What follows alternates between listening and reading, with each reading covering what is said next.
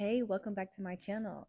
Remember to click the subscribe button if you've been enjoying the content or you like what I've been having to say or you look forward to any of my new posts. So today I have a story to tell. I'm sharing a story about the time that I was rejected from a fraternity and discriminated against, judged, mistreated, and that ultimately leading to the rejection of my initiation into a co-ed business fraternity called Alpha Rho Chi, formerly known as APX. Let me be clear, this is not an attack on Alpha Rho Chi. Absolutely not. If anything, I hope that this raises their awareness of who they are putting in charge of making these decisions and who is really setting the tone for what their organization supports and believes in and condones. I pray that this helps someone who has encountered racial bias. I pray that this helps someone who is determining whether or not they want to pursue a professional organization, especially while pursuing architecture in school. I think to begin the story, I have to tell you how I even ended up in this situation. So, when I was a student in college, I think this is maybe my second year in college, being that I was in the architecture program, in my past videos, you see that I say to, find community, join community, because your community is what's going to help pull you through those long nights in studio. So, of course, I shopped around, got to know a little bit about the organizations that were at my college, and there were a few organizations that were focused on architecture. And being that I knew absolutely nothing about architecture, I thought it was in my best interest to find an organization that could help further my understanding and excellence in design. For me, it was really more so about the community rather than the organization and the name behind the organization. And at this time, the organization that was, just doing a lot that I had the most interaction with during my summer program prior to me beginning my full term at my college in architecture, pursuing architecture, I was approached by a few members of this fraternity, and I was heavily requested by quite a few of the students in my class and above my class, actually, to join this fraternity. They said that it would be great. It's lots of community. They have lots of fun. So I decided to join. Most of my peers were in this fraternity, and most of the people in my architecture studies classes were all in this fraternity. And a lot of the people that I knew who graduated recently at the time that I was in school and had successful jobs were mostly because of their connections. The reason I had such a strong desire to join an organization that dealt with architecture was because I wanted connections. Design and talent will take you far, but it's sometimes about who you know in the room, not what you know. And with that said, I wanted to get some people in my corner that knew me, knew what I was capable of, and had connections also. So that was my line of thinking when I decided to join. I didn't have any friends in architecture. Not to mention this organization seemed diverse. Sure, it was predominantly white, but because architecture was predominantly white, they had a few specks of color in their group. So I decided, to try something different. I came from a predominantly Black neighborhood, predominantly Black education. So I figured, why not try something different? I need to do something and to get involved in something that's going to actually prepare me for what life is going to be like once I graduate. And this was my first attempt at doing that. I did end up joining an organization, but I'll have to tell you about that on another video. But this organization was not that. I want to share a couple of definitions. The first definition being, who is Alpha Rho Chi? What is Alpha Rho Chi? What is APX? And from their website, alpharhochi.org, Alpha Rho Chi is the National Fraternity for Architecture and the Allied Arts. Our organization unites men and women for the purpose of fellowship and lifelong friendships and our mutual interest in professional development. Sounds like some of the reasons I said that I really wanted to join the fraternity. I had some pretty close friends who were in the organization at the time that I was in the process of initiation.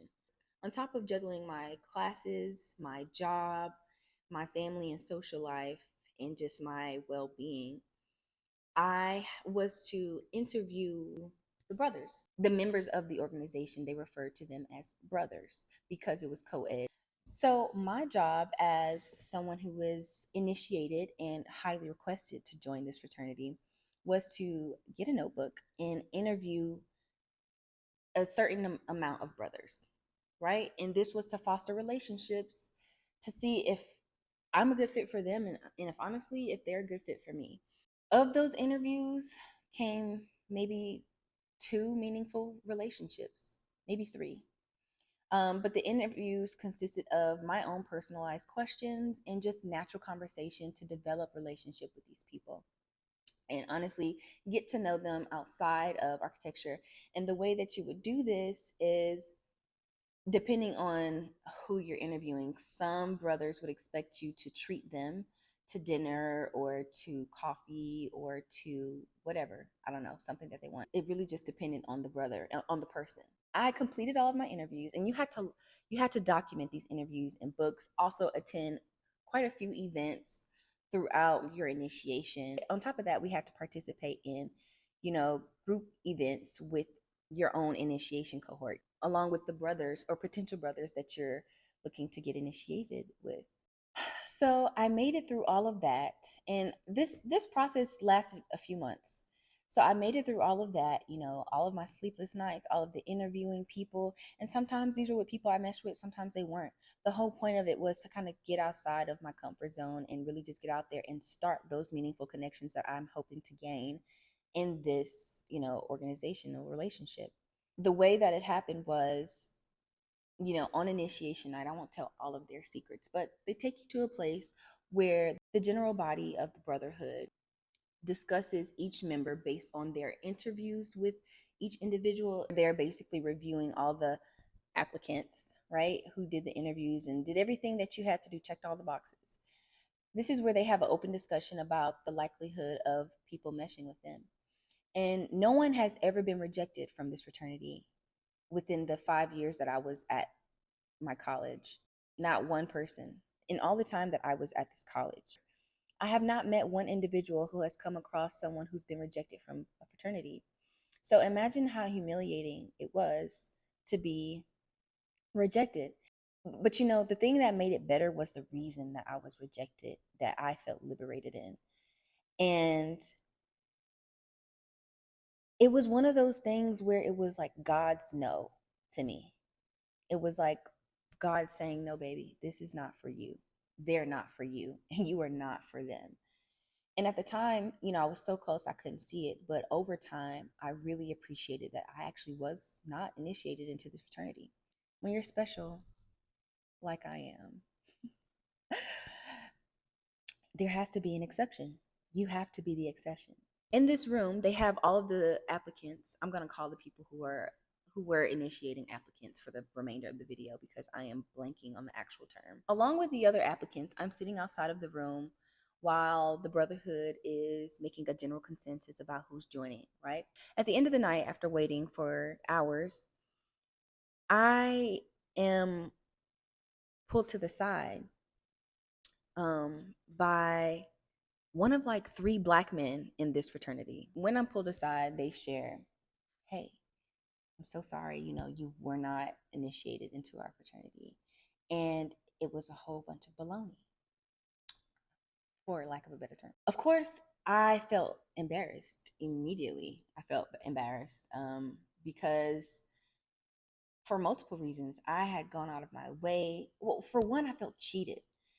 All the time that I spent taking time off of work to do whatever I had to do for this fraternity, all the time that I spent not studying, not perfecting my work, my designs, my models, my just overall work ethic, I felt cheated. That was number one. Number two, I was angry because after this, I had met with I had had conversations with some of my closer friends in this fraternity, where in these conversations, it was revealed the reason why I was rejected. Plot twist, the people who rejected me the most were the people who were actually in my class, my graduating class, people who smiled in my face, people who shared notes with me, who I shared notes with, people who I shared materials with.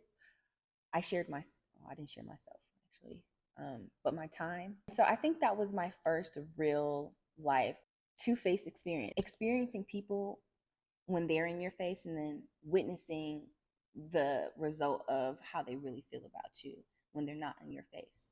And my classmates, and I say classmates because it was mostly the people who were in my graduating class who basically said that I was unprofessional, ghetto, incompetent, incompetent, you know? I was too loud, right?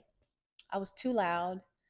At the time, I had a short haircut and my hair color changed once every few months. So I think at the time that this was taking place, I was a redhead. Even though one of the brothers I interviewed had pink hair at the time, for whatever reason, my red hair was ghetto, right? It was unprofessional. The way I dressed was unprofessional. Coming to class in my work clothes was unprofessional. But let's read a few more definitions, right? Ghetto. Okay, another definition from Oxford Languages: a poor urban area occupied primarily by a minority group or groups, resembling or characteristic of a ghetto or its inhabitants. And that's just the Oxford Languages. But what does ghetto mean in slang? Ghetto can be a dehumanizing insult, as in being ghetto, which means misbehaving in a low class manner. But other slang terms such as ghetto fabulous or ghetto chic convey a flashy glamour, or the ghetto architect. Incompetent, not having or showing the necessary skills to do something successfully. Unprofessional. Let's see. Definitions from Oxford Languages. Unprofessional. Below contrary to the standards expected in a particular profession. Synonyms are improper, unethical, dishonorable. Mind you, most of the people who voted against me, we didn't have interviews because they were in my class. I interviewed brothers who were in higher classes. And recently I had a conversation with someone from recently with like within this past month, I had a conversation with someone who shared a little bit more with me about how people really felt about me at the time that I was in school. And it kind of blew my mind because I was so oblivious. I was so oblivious because I was so focused on getting through school and just being myself that I really didn't have time to consider or even be aware of other people's distaste for me. I'm bothered, truly. In this conversation, it was revealed that my classmates consider me the underdog, the least likely to be an actual architect after graduation, incompetent. In the bottom three of the class, even though I got A's in some studios that some of them didn't. Being that I had no background in professional development along like what it looks like to be from where I'm starting to where I want to go in architecture, the only options that I had to really further my education and my experience and skill set was to see what was out there. And I only had three options. That was NOMAS, National Organization of Minority Architects, APX, aka Alpha Rho Chi, or AIA, which is the American Institute for Architects. This was my first bold interaction with racial bias. I've experienced, racism in a myriad of ways. And this was the first time where I was singled out and treated differently because of who I am naturally. And it's so funny because being who I am naturally is what got me to where I am. Being who I am, being that loud, carefree, artistic woman is what got me a job at one of the greatest firms I've ever encountered, that has some of the greatest impact in the communities that I want to help and design for.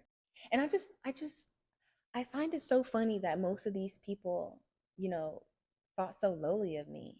Since these incidents have happened, I've reconciled with some of the people who have deemed me as incompetent or ghetto, hood, unprofessional, ill-equipped. In the most humblest way, I can say I'm doing exactly what I wanted to do when I was in school now. Everything that I said that I wanted to do, I didn't even think that I would be at the firm that I'm at right now. I interviewed for the position at my firm along with many other people from my graduating class or people who graduated before me from the same school. And I'm the one who got the job first. And I think that says a lot. So if you're going to take anything from this video, let it be this. There are going to be people who doubt you, who want you to doubt yourself. There are going to be people who do not see your vision. There are going to be people who have no faith in you. There are going to be people who judge you, who don't like you. And that's okay. It's okay. When you are an acquired taste, only people with the taste for your excellence, for your caliber, only people with the desire and the taste and the appetite for women of your caliber, for a person of your caliber. Those are the people who are your people. Those are your people, right? People who don't see the vision, the people who think you're crazy, the people who think that you are dreaming too big, they're not dreaming big enough. Leave them where they're at. Tell them to move around because you got places to go. Okay? If you're going to take anything from this video, take that. But I learned when you were shining so bright, you can't see, you don't notice the shadows that you're casting because you're just so focused on beaming, People who see your light who aren't quite yet into their stride just yet, they might feel a little overpowered or outshined by you shining so bright. Now, what happened to me, I consider that being a racial bias or just flat out prejudice discrimination. And to be clear, so everyone's aware of what it is that I'm referring to, let's just read off some definitions, for those who still believe I'm incompetent. Racial profiling is the use of race or ethnicity as grounds for suspecting someone of having committed an offense. Okay, let's see what prejudice means. Preconceived opinion that is not based on a reason or an actual experience. Sounds pretty judgmental to me. When this experience happened, people love to tell you to stay calm, but I was so angry. I was so angry. I didn't know how to feel. But some things I want you to know: if you ever experience racial bias, discrimination, prejudice, if you ever come across any of that, especially in your college, whether or not this is something that the fraternity or the organization condones, is certainly something that a college or university will not stand by. So know your rights, number one. Talk to someone. Number two is talk to someone, tell someone about your experience and what happened. Process your emotions. That's number three, I would say. Maybe that's the first thing that you do. And I guess the way that you process them is by talking to someone. You absolutely need to report the incident, know your rights, talk to someone, process your emotions, seek support from your community, because even though this happened to you, and it's so funny because I'm saying, like, you can't be the only one. In my case, I was the only one at this college. But after the situation happened, I looked up, racial bias and discrimination for this fraternity. And there's quite a few articles, quite a few. But those are my quick tips on how to, first things to do if you ever come across or experience racial bias in a professional organization. Because whether or not that's something they condone behind closed doors is not something that they will praise publicly. If anything, they'll shun it and hopefully deal with it appropriately. And lastly, I hope an experience like this, it showed me that this was not an organization that I wanted to be a part of. I did not want to be a part of a body of people who felt like it was okay to outcast a Black woman because she came with a little spice on her, And to give you perspective, at the time I was a young 20 something, fresh out of Summerhill, Georgia, not like Summerhill, Atlanta, not Summerhill what it is today. Summerhill like the sticks. Summerhill like Medea's house. Summerhill. If you get it, you get it. If you don't, you don't. I was so Atlanta. I dressed how I wanted to dress. I didn't wear button-ups and suits to my classes. I had colorful hair or I had protective styles. I'm a Black woman, so I'm really a chameleon. You never know what version of me you're gonna get. It really depends on the day and the month. Some people might watch this video and be like, she just mad because she got rejected, so that's why she making this video. It's really her tell-all. It's not. It's not. This is just my story. I'm just sharing my story. And it's gonna piss someone off. Do I care? Absolutely not. But here's why. Because racial bias, experiencing racial discrimination, racial profiling can have an immense impact on your capability to perform in school. It led to me not trusting my peers, on top of, the general lack of trust that you have with the general population of mankind because of how crazy the world is. But people that I spent the majority of my 5 years with, I did not trust them because of this incident. And don't take my word for it. Let's see what the stevefund.org has to say about this, right? So that's STEVE fund.org. And I'm going to just read a little excerpt here. It says, these incidents, referring to racial profiling, highlight how racial profiling can have a negative impact on college students of color because it can make them feel as if they have no real way to effectively respond or handle the situation, which as a result could lead to poor academic performance, feeling distraught and hopeless, and even becoming depressed. Now, I won't say that me being rejected from this fraternity made me depressed, because it didn't. If anything, it was the rigorous workload and work-life balance that affected my mental health. I'm not gonna lie. When I began this video, I wasn't sure how much I wanted to tell. And if you have questions about my experience or how I dealt with some of the things, or if you feel like I left out anything, let me know in the comments. Send me a message. I'd be happy to talk more about this and share a little bit more details. And I think, to be honest, I handled this. And when I was in school, of course, there wasn't really much I could do. I was just like, oh, okay, cool. And, I talked to some of my peers who I was pretty close with at the time, who were in this fraternity, and a lot of them decided to leave the practice of this fraternity. While they were members, they were not active, and they did not support the happenings of this organization once this took place. And most of the people who felt that way were people of color. None of my white counterparts or Asian counterparts spoke up or defended me or defended the issue at hand, which was racial profiling. Most of them, if not all of them, didn't blink an eye. And that was very telling. It was very telling. And it honestly shattered a little bit of my innocence, because I was so excited to try something different that a lot of people in my predominantly Black community would be closed off to. But I didn't let that discourage me from joining an organization. If you made it this far, I just want to say thank you.